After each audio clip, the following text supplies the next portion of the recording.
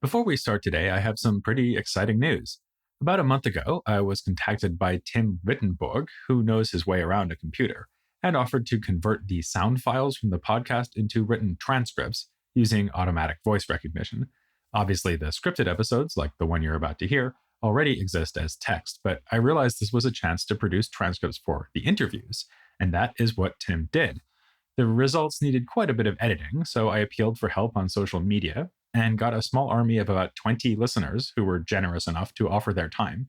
They've been going through all the interview transcripts, there are well over 100 of them, and preparing them to put on the podcast website. So many thanks to Bartosz, Benjamin, Chandler, Dan, Darius, Dave, David, Diana, Faizan, Felix, John, Carl, Kolya, Miguel, Norina, Ray, Susan, Wang, and Sava for their help, and I hope I got everyone there.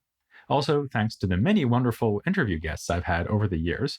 I contacted them to let them know we were doing this, and no one had any objections. Some even offered to proofread the transcripts of their appearances. Oh, and I shouldn't forget to thank my website designer, Julian, who figured out how to present the transcripts on the website.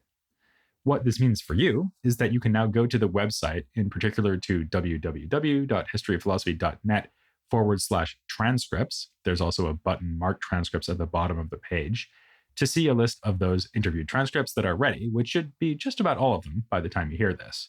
I think this will be a valuable resource, so thanks once again to everyone who made it possible.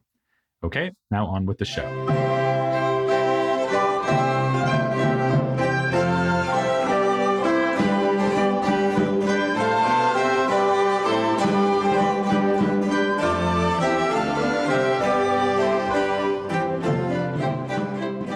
I'm Peter Adamson, and you're listening to the History of Philosophy podcast, brought to you with the support of the Philosophy Department at King's College London and the LMU in Munich, online at historyofphilosophy.net.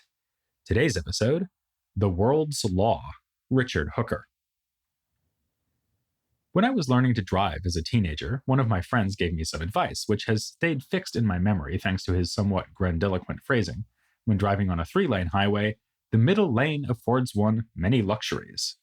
It's a sentiment that has had many adherents, from Aristotle to Goldilocks to Bill Clinton and Tony Blair. When faced with extreme options, the best path lies comfortably in the middle. And as we've been seeing, plenty of people in Reformation-era Britain would have agreed.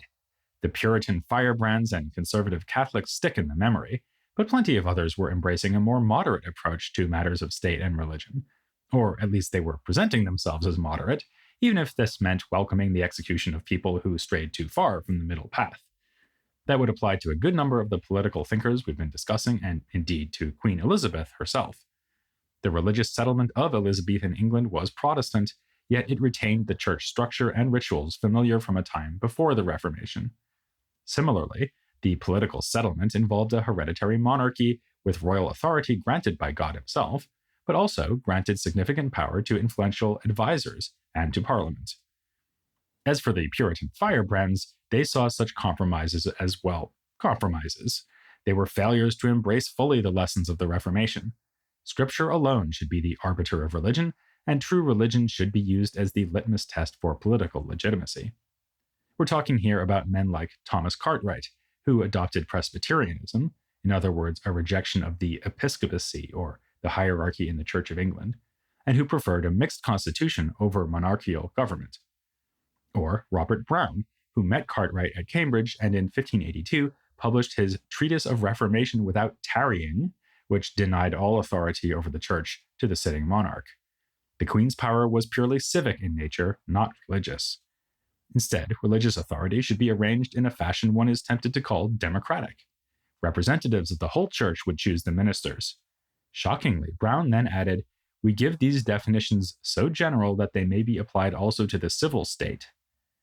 Instead of waiting or tarrying for the government to catch up with such radical notions, these reformers explored the idea of separating from the wider society. One separatist, Robert Harrison, said that he saw no reason to give allegiance to rulers who failed in their religious duties. A living dog is better than they are. The Church can rightfully depose such a ruler, and those rulers who earn the right to stay in office would do so purely on the basis of a compact or covenant, agreed perhaps tacitly with their subjects.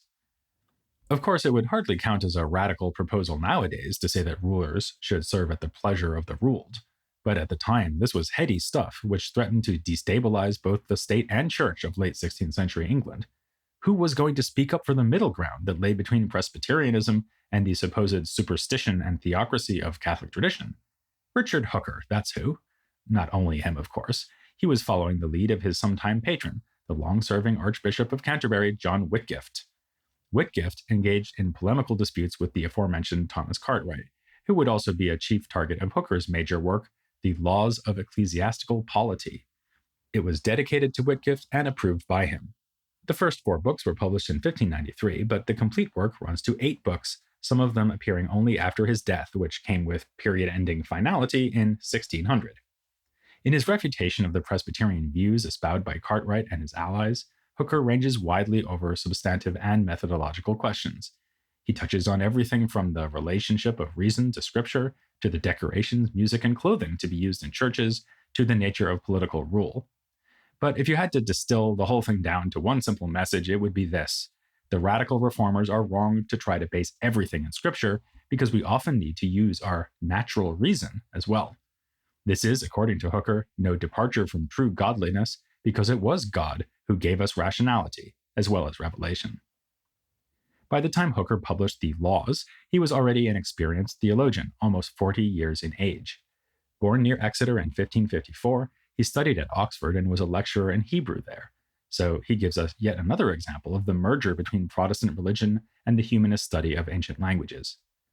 He then became master of the Temple Church at the Inns of Court in London, the epicenter of legal study in England, so his later focus on the topic of laws was hardly accidental. It was here that Hooker engaged in his first prominent dispute with a Puritan theologian named Walter Travers, who had views like those of Cartwright. Travers and Hooker offered rival lectures at the Temple Church, and it was famously said that the pulpit spoke pure Canterbury in the morning and Geneva in the afternoon. The point of this remark was to contrast Hooker's Anglican views with those of Travers, which were modeled on a more rigorous form of Calvinism. The main issue at dispute between the two was one we've seen generating arguments across several generations now, not least with Luther and Erasmus, namely sin and grace. Anticipating the positive evaluation of human nature found in his later treatise, The Laws, Hooker pushed back against Travers's radically Calvinist view that the human has no role in salvation, with God predestining the saved and doing all the work to save them. Of course, Hooker agreed that divine grace is needed for salvation. No Protestant would deny that in this period, and no Catholic either. But he suggested that the function of grace is to perfect human nature after its corruption by sin. This is pretty familiar to us, but things get more interesting when we look at the related question of whether a believer can know that they have been offered grace and redemption. In 1585, Hooker wrote a work with the charming title, A Learned and Comfortable Sermon on the Certainty and Perpetuity of Faith in the Elect. Here, comfortable means comforting, and that is indeed the point. Hooker's central question is, they in whose hearts the light of grace doth shine, they that are taught of God, why are they so weak in faith? He wants to reassure his readers that they can have a degree of confidence or certainty in their own salvation. He compares this attitude to the faith we should have in our own reason. Though we cannot know everything, the things we can establish through rational investigation are known with certainty. The certainty in question, though, is of a rather special kind.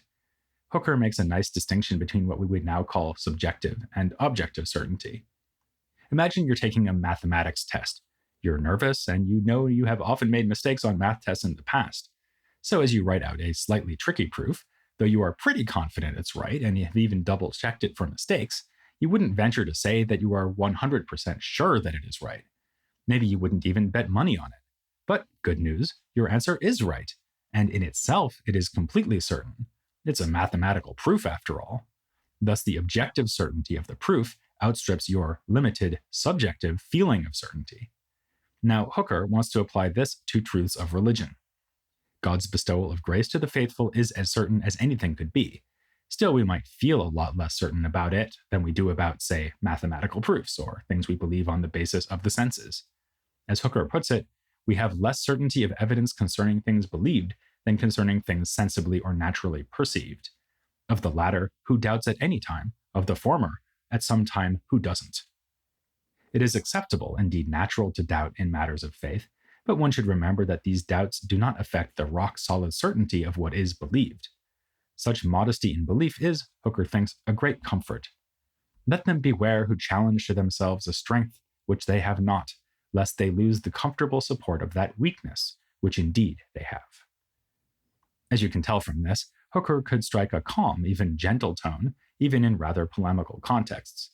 The same is shown by the Laws, which, despite its sustained attack on the Presbyterians, is at pains to argue in a measured and persuasive way.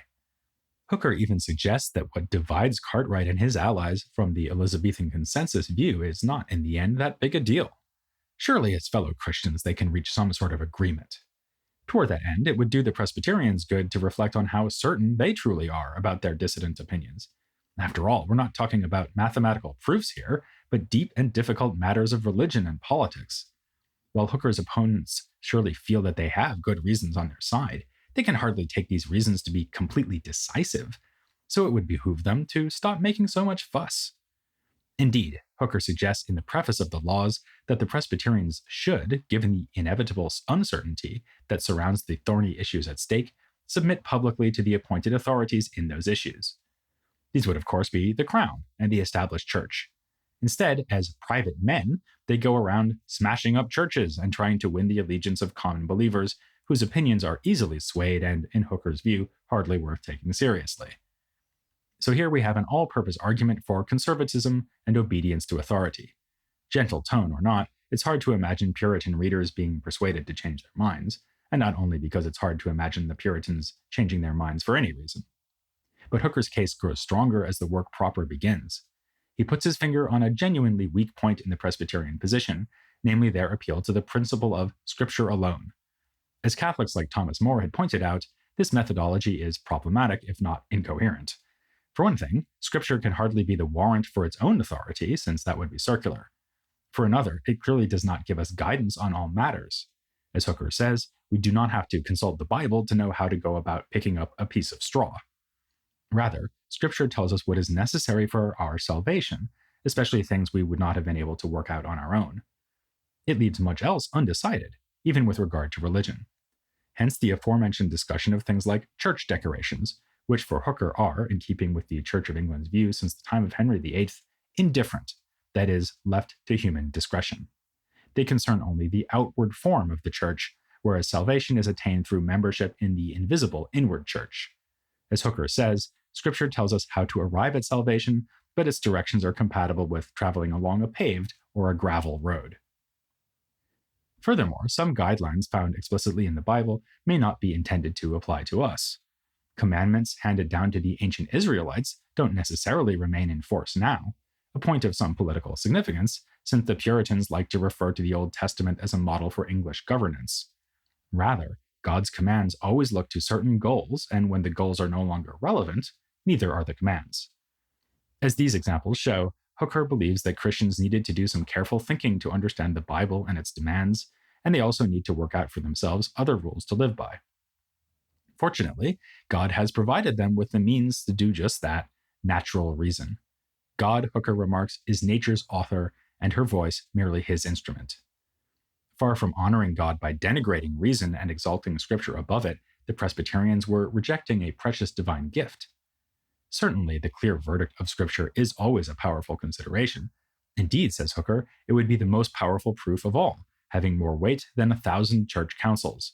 But usually we lack such clear directives, so we must rationally reflect and follow the course that seems most probable. Hooker develops this idea when he comes to talk about the different kinds of law. Following Thomas Aquinas, he speaks firstly of the eternal law, which may be considered as being in a sense identical to God. This is the ultimate standard for all law. The eternal law gives rise to two kinds of lower laws: the revealed laws found in Scripture and the natural law. I mentioned last time that the hotter Protestants, as they were called at the time, had little use for the concept of natural law, and here we can see why. Hooker is explicitly contrasting it to scriptural laws, which his opponents saw as the sole source of true religion.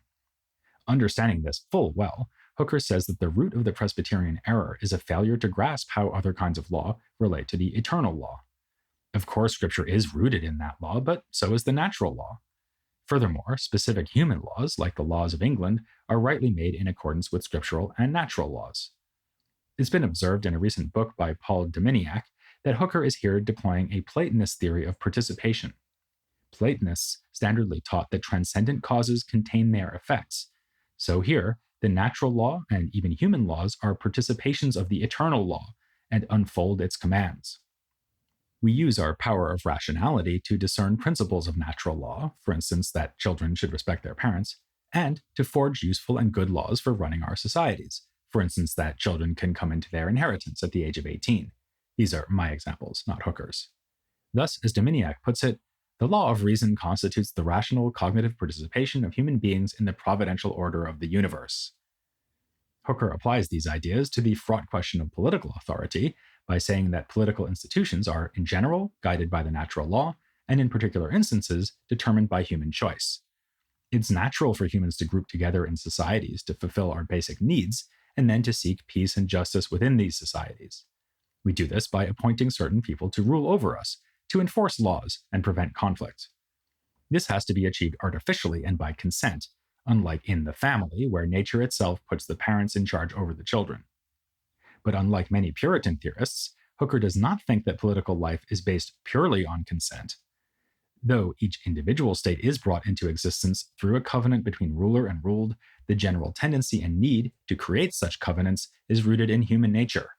Thus, Hooker is both a constitutionalist, who believes in a hereditary monarchy put in place by the will of the people, and a naturalist, who believes that this act of consensus was prompted by the natural law. Ultimately, in fact, it is God who decrees that we set up political states, because our doing so is just one more way to participate in the eternal law. All this is explained in detail in the posthumous 8th book of Hooker's Laws. Here he also defends the fact that the Queen or King is the head of the Church of England. Of course, he doesn't insist that this arrangement is required by Scripture, or even by nature. Rather, it's just one good way to arrange things. Church and state power are in principle distinct, and could be exerted by different authorities. It's just that in England, it has been found expedient to unite both kinds of authority in one sovereign. All this is just about philosophically clever and subtle enough to forestall the lingering suspicion that the whole theory is simply engineered to justify the Elizabethan settlement. As our recent interview guest Darman McCulloch has written, one feels that if the parliamentary legislation of 1559 had prescribed that English clergy were to preach standing on their heads, then Hooker would have found a theological reason for justifying it. As I've said, Hooker seems to be a conservative figure, no less than Thomas More earlier in the century. For More in the 1530s, that meant fighting Protestantism. For Hooker in the 1590s, it meant being a moderate Protestant and adhering to the Anglican settlement. It has, though, been strenuously argued that Hooker was far more principled than this would suggest, and that in the landscape of late 16th century Protestantism, it was Hooker who was the true heir of Calvin and Luther. This case has been made extensively by a leading Hooker scholar, W.J. Torrance Kirby. He has criticized the long-standing tendency to identify Hooker, and by extension Anglicanism, with a middle way between Calvinist Protestantism and Catholicism. Kirby points out that, despite their rallying cry of Scripture alone, the leading reformers did give a place in their theories to merely human nature. For example, they contrasted the two realms of inner grace and of worldly affairs, and warned against confusing the two.